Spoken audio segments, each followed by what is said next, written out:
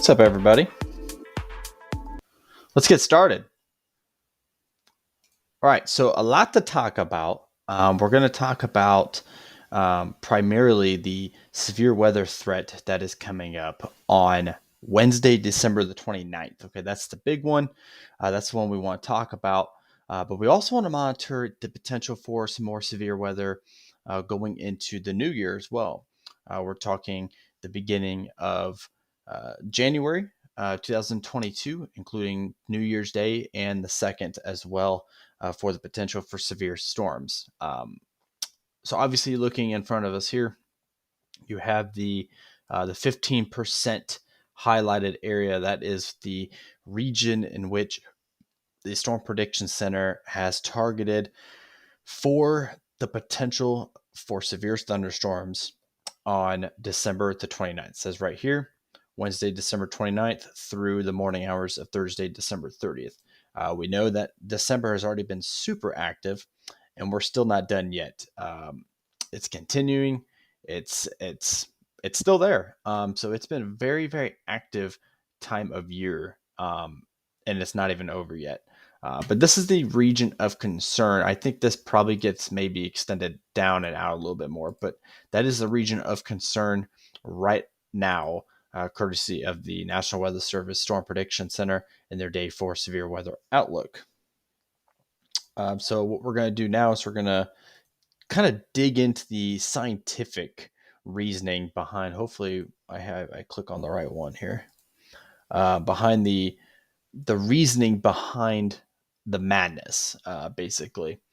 So the first thing we're going to look at is the 500 millibar wind speeds the night of December the 30th. And I'm going to kind of, severe weather is interesting because severe weather, it kind of gives you clues and hints at when it's about to happen. And that's why forecasting tornadoes is so much easier than what it used to be, because now we can break down forecast models before they happen. It's just a lot easier.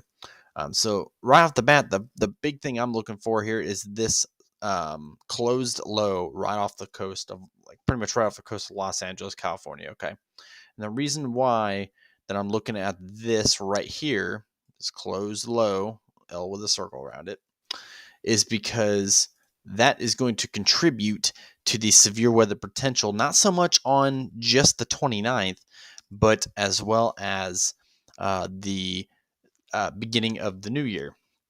So I'll kind of explain what that is. So this closed, in fact, you can actually see, let me delete that. You can actually see the ridge blocking right here. So this ridge right here off the coast of Florida is what's preventing any type of 70 dew points from retracting to the south. Instead, it's hovering above that pink line as well as moving north into the deep south. And that's kind of just like a fuel in a way. Like, it's just a fuel for severe thunderstorms when you get that ridging that kind of just blocks any type of moisture from returning back to the Caribbean, stays in the Gulf of Mexico. So let's go ahead and switch over to, so just remember that closed low right there off the coast of California. We'll come back to that and it'll make sense here in a second. I'm going to go over to, let's see here. Just talked about that.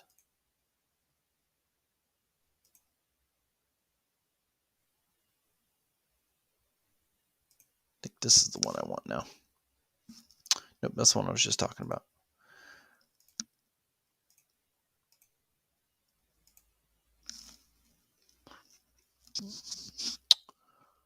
Okay, so here is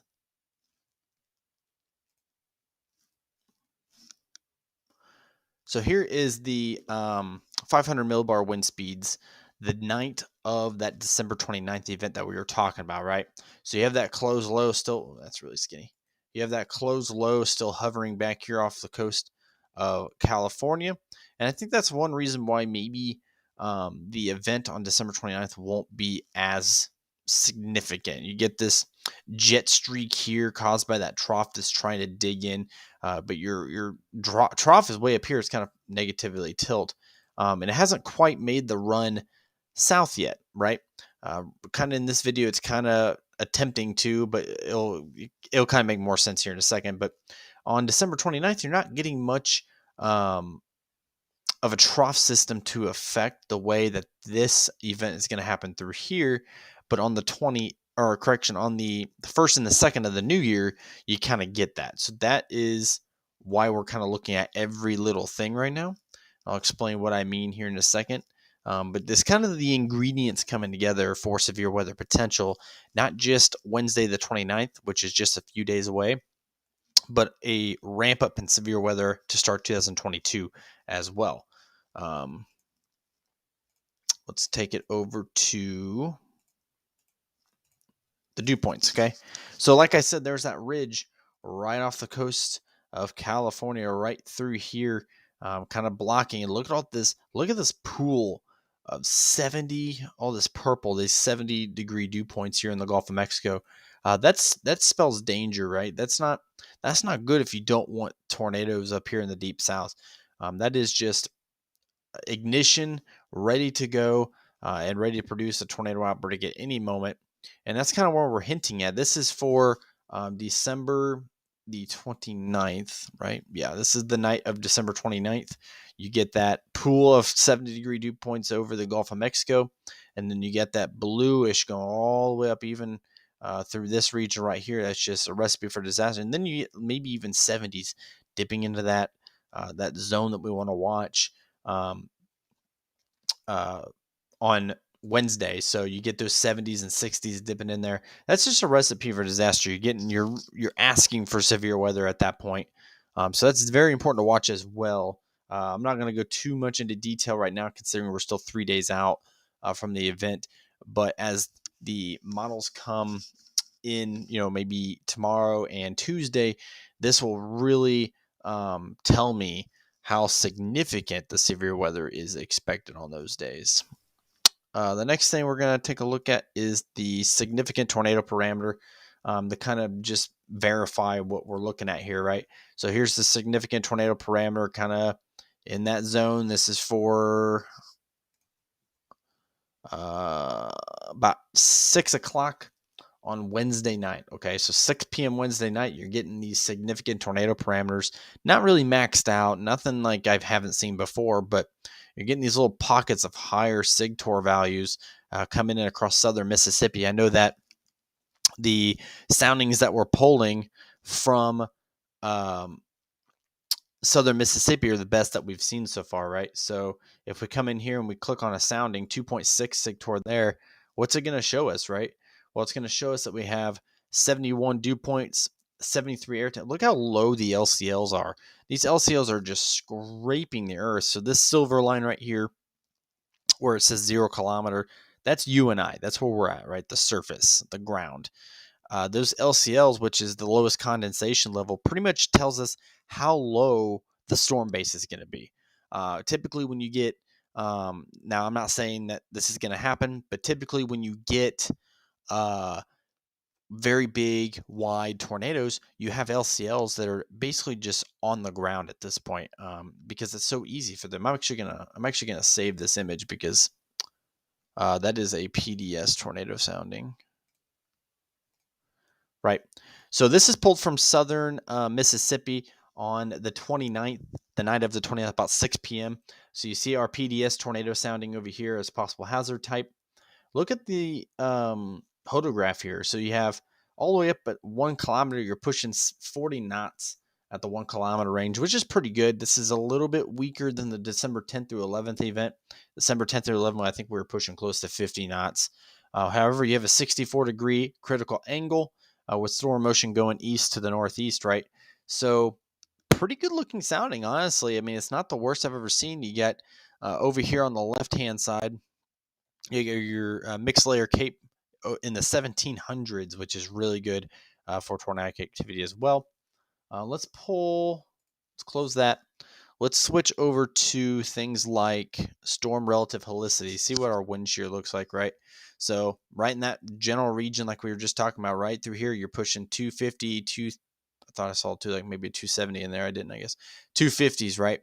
In a perfect world, you want your tornado parameters to be in about the 200th range or higher if you're looking for in the storm relative helicity range. Dan asked, do you think these storms could resemble the outbreak from December 10th through 11th? Way too early to determine that. December 10th through 11th, it was one of those days where like we really didn't know how significant it was going to be until like the morning of, right? So I'm not going to really answer that question. I can't answer that honestly. I would say probably no. That storm was I don't know. This is pretty typical though for winter setups in the deep south, right? We know how I'm looking over here at my screen, but you guys are over here. But we know how winter setups can be in Dixie Alley, and that's exactly what we're seeing. How, especially when we're pulling soundings that are PDS tornadoed. First time I pulled it, so this one isn't a PDS tornado, but this is still a pretty good looking sounding 1300 mixed layer. Then you have your LCLs just scraping the earth still. Very impressive, but your 1 kilometer is actually a little bit more here, about 42, 43 knots. So a little bit better on the surface wind, or on the 1 kilometer wind. Surface winds, about 10 knots. So not entirely perfect on the surface winds. Let's go and look at our low level jet and see if it's ramping up at all at this time. So pretty much the purples here, you have an attempt at a low level jet to ramp up, but not anything significant. But then you're looking in these 48 knot regions, which is pretty decent if you're looking for a tornado. Let's pull a sounding from there as well. Again, looks pretty good. 1200 mixed layer. Now your surface winds are a little bit greater. You're looking at 12, 13 knots at surface winds, 41, 42 at the 1 kilometer range, and a critical angle of 69.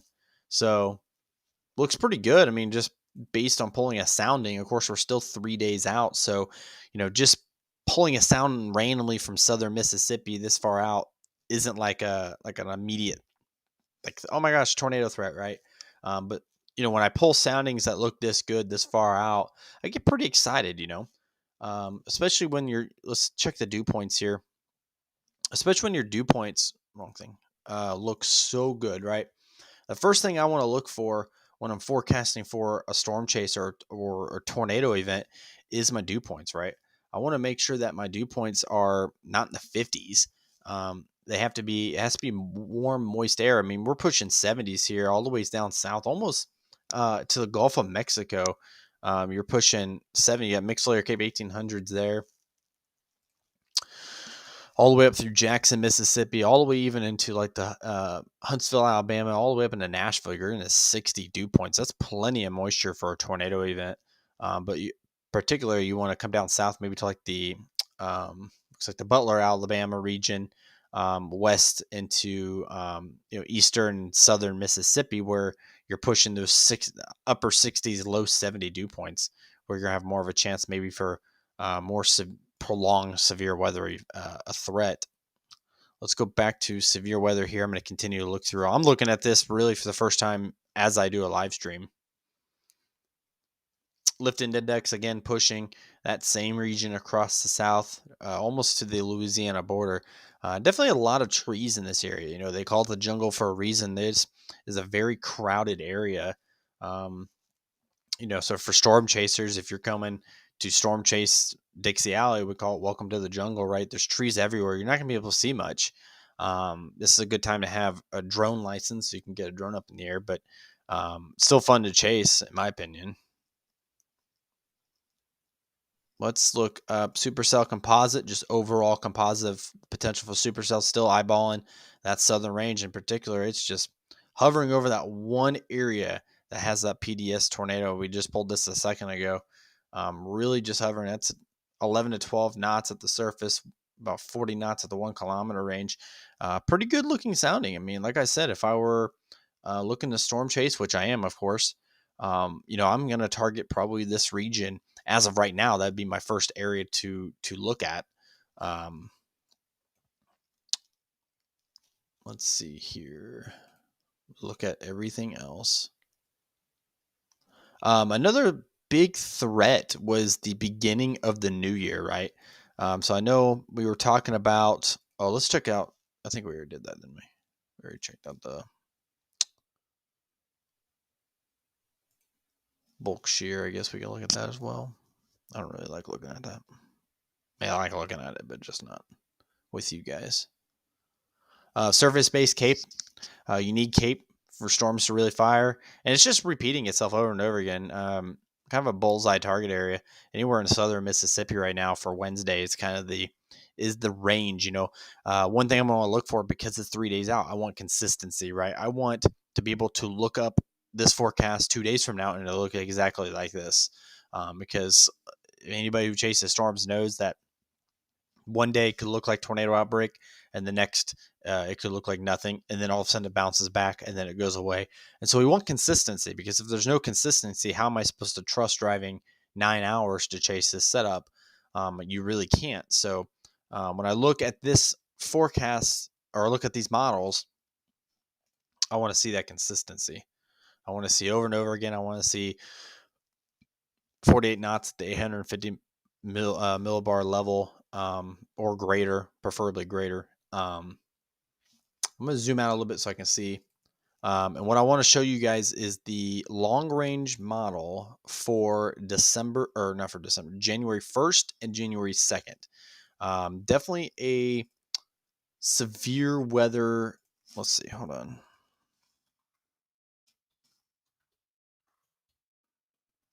Definitely a severe weather threat to start the new year, which is interesting to say. We've had tornadoes on the new year before. It's not terribly uncommon, but it's just interesting to say. It's fun to say, like, okay, yeah, let's go to 500 millibar wind speeds. So there's that closed low off the coast of California, and you'll see here as we move deeper into the forecast model. So I kind of jump back there a little bit. Wait for it to load. That closed low off the coast of California, what's going to happen is that's going to come kind of down towards like the Mexican border, California region, like San Diego. What's going to happen is when that big trough dips in at the end of the year and beginning of the new year, it's going to collect that closed low, and that closed low is really going to help with the drier air. It's going to drag it across the central U.S. It's going to bring that drier air to the deep south, and you're just to have a recipe for disaster. I really wish this would load. There it goes. Okay. So here comes that low right there. Okay. So that's your closed low right off the coast of California. Get it kind of getting pinched off there. That's okay. Oh my goodness. Only when I'm live streaming, it doesn't want to load. What's crazy is right now there's actually a ton of winter weather warnings as well. There's a ton of winter weather advisories, there's winter weather warnings, and there's also blizzard warnings out right now. So kind of crazy to think.